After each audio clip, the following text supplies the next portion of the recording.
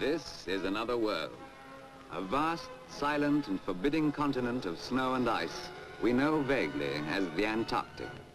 One of the last and most formidable of nature's challenges to the ingenuity and courage of man. For today, despite the triumph of man in so many other spheres, it remains virtually unconquered.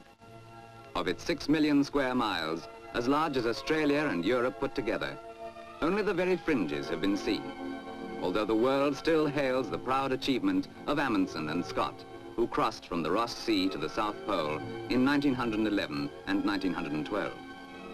And now man tries again with the British Commonwealth Trans-Antarctic expedition led by Dr. Fuchs, the first to tackle this 1,800 miles journey where temperatures of 90 degrees of frost have been recorded.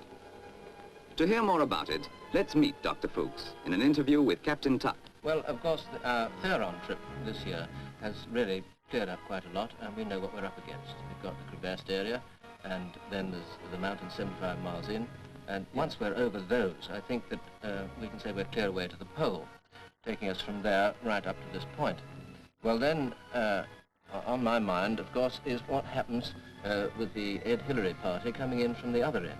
Now tell me, what is actually the total distance across Antarctica of the journey?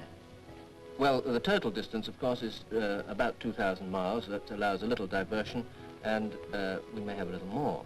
That's rather a long way. How long do you reckon it'll take to get across? We've got to get off the high ice cap by the end of February, which means we have about 4 months, and some of that, of course, will be in working, survey and all the rest of it. Yes, of course.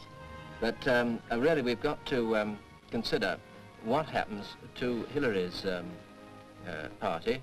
He's going in, lays the depot, and then has to divert for mountains. How far he can go on, we don't know, but between the pole and the depot, he'll meet us. And that'll be your meeting point? Yes. And now, a few words from His Grace the Duke of Hamilton. Well, ladies and gentlemen, you have just seen a film that has shown you something of a great expedition.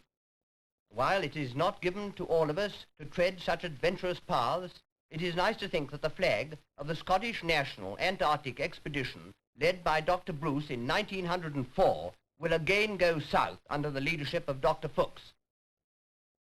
The potentials of the Antarctic are not yet known, but this expedition may well uncover treasures of untold benefit to mankind.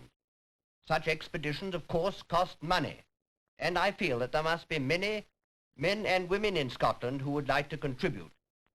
The main expedition has already sailed, and I want to ask you to do all you can to help by putting something into the boxes before you leave the cinema.